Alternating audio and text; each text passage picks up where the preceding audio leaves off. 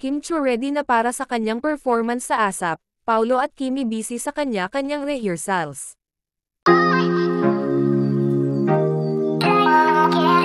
Naging busy si Kim Chiu kung saan ay walang gaanong ganap nga sa kanila ni Paulo Avellino. Nang dumating nga si Kim sa California ay isang beses lamang ito na ispatan na kasama si Pau na nag-jogging, at ngayong araw nga ay busy sa pag-rehearsals ang mga ASAP celebrities, kung saan ay kanya-kanya itong nag-practice.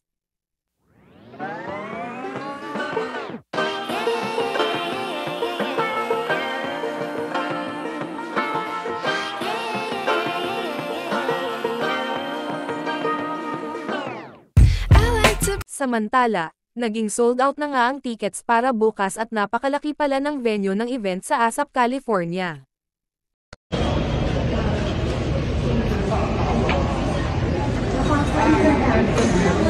Yeah.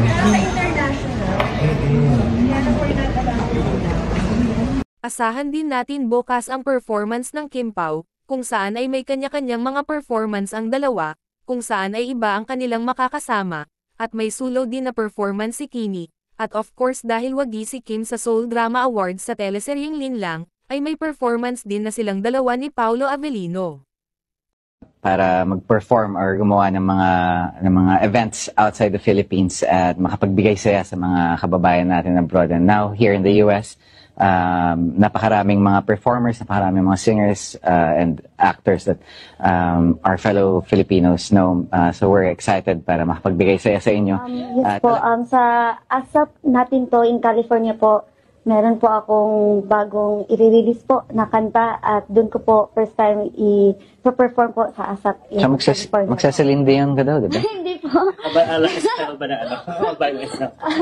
Opo, clue na lang. Ito yung first English song ko po. So yan. Na original, na written by you? Secret pa lang po eh. Surprise Opo. talaga siya. Opo. So at least pag nanood sila ng ASAP, yun yung hintay nila from you. Yes po, sir. I'll see you guys there.